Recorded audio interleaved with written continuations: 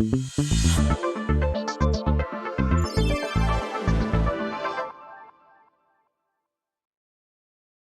and welcome to Beyond the Margins. I'm your host, Jason. This is my friend, Jamie. Jamie and I have gotten to know each other a little bit as we've spoken through Facebook posts that both of our pages. But Jamie, I think, has taken significant steps in a little area of Utah, and I just wanted to bring her on to give her the chance to talk about the what she's doing and what her experience is. So, Jamie, I'm going to go ahead and let you take it from there. Sure. My name is Jamie Stevenson, and I'm running for Midville City Council District 5. It is a small town of about 35,000 residents. What makes it significant is that if I win, I will be the first openly trans person to have won a public office in Utah. Um, and that personally means a lot to me because when I look around, when I wanted to run, I looked into it. I was hoping to find someone there that had run before me that was successful or that ran a really good competitive campaign. And there wasn't anything there. The closest we had was a lady named Misty Snow. She got the Democratic nomination for, I believe it was the House of Representatives, but she barely broke double digits in the election. So it was rather discouraging to me. And I realized that if I wanted that inspiration for myself and it wasn't there, I needed to be that inspiration for other people. So I decided to get off my butt and run for city council. I remember on Facebook when you first said you were going to do that. And I remember I could almost feel the anticipation of anxiety because of what you were trying to take on. What was your experience once you started, though? Because I don't really feel like I was able to follow that through Facebook posts. Yeah, I kind of stepped away from Facebook for a little bit in there because I was really diving into the campaign and the feedback that I was getting on Facebook from what little posts I was making was rather extreme at the time. And so I kind of distanced myself from that. Um, but you're absolutely right. Before the campaign, I was a ball of nerves. I was so nervous about running. Um, like what makes me special enough to run? I'm just an average person, like anyone else who's out there watching this, that like what makes me special enough to actually think that I could take this office. And the more I thought about it, the more I realized that the person that I'm running against is just like me. They're not any different. Your local politicians, the people who are holding these offices, I mean, they're just like you. They're people who care about the community and, they want to make a difference and you want to make a difference as well. So why not get out there and run? But after I actually filed my paperwork and started running, things really calmed down for me. I really started to get a focus.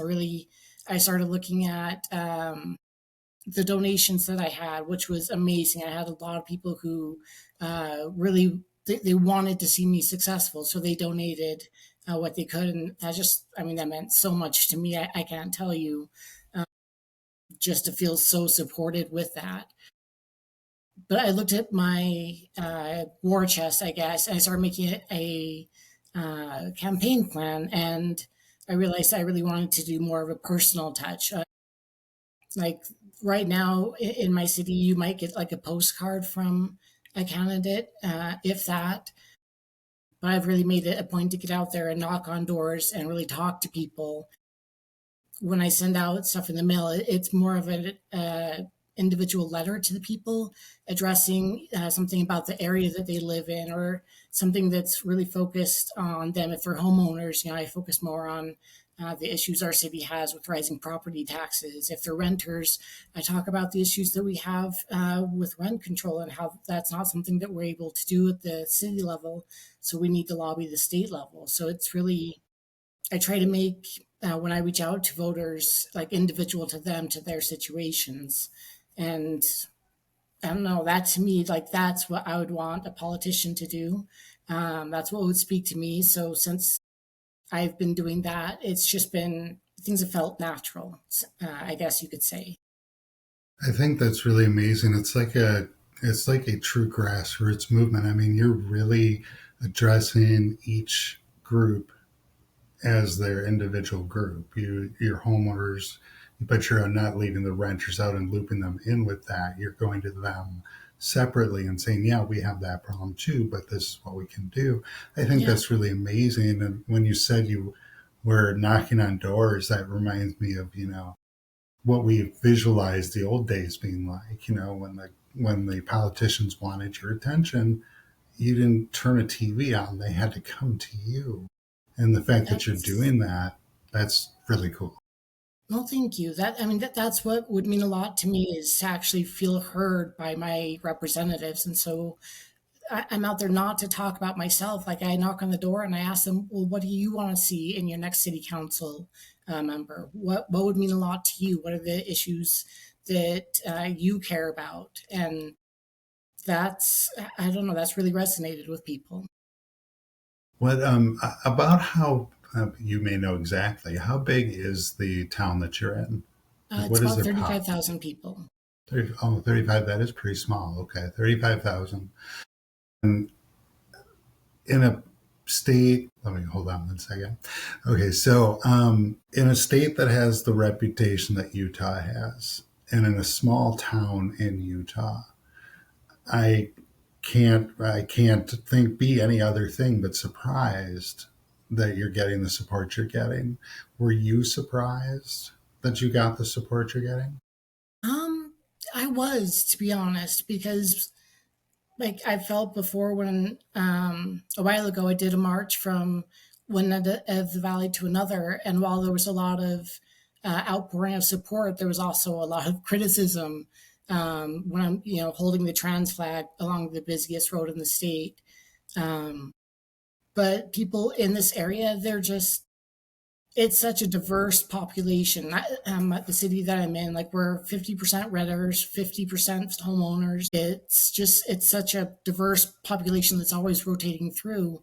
So we always have, and I think that we're kind of lucky that we always have a higher diversity than other surrounding areas because of our renter market. I think that's really good too. I'd like to hear that. Because I don't mean anything disparaging about Utah at all. It's just it's not. It's what you only can think what you've been told when you don't live somewhere.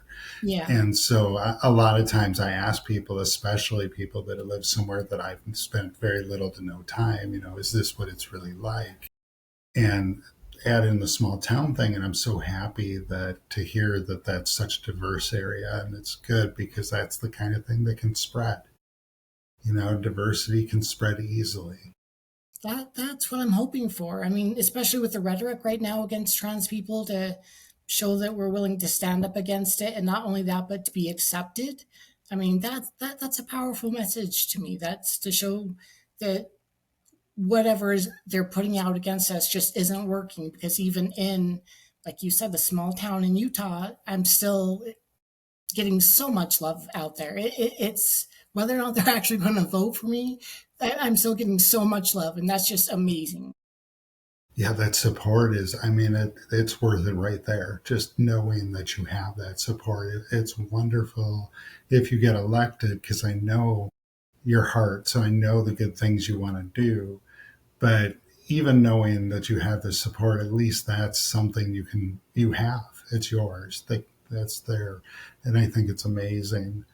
I did have something else I wanted to ask you. But I was thinking when I speak to friends in communities that I say I don't belong to, I always want people to understand that I'm still impacted by it because I have students. And my students, no matter what community they belong in, know they're safe in my room. To the point that I've already told my kids that would worry about such things that they would have to take me before they take them. But learning more about it was a blessing for me because now I understand a little bit more of what they go through and the stories that I've heard. And it always not, but now I worry all the time, you know. It's definitely the downside. The more you learn, the more empathy you have towards people, the more you worry about everything. I think you will be amazing. I think that having the support that you found and the ability to run and having that support building up, I really think that we're going to see you in that position. And I think it'll be amazing to see what you do. And we will want to have you on again because we want to know more. Um, I would love to talk to you more about your journey through politics.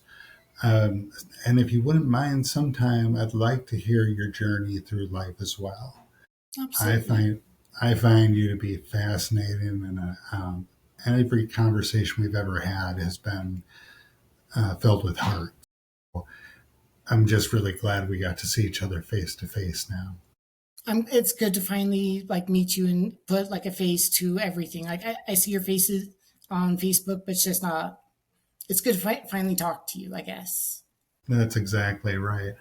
Well, my friend, we will go ahead and wrap it up. This was great. To our friends, family, and followers, we love you all for who you are, not who the world wants you to be. Be safe. We'll see you again. Bye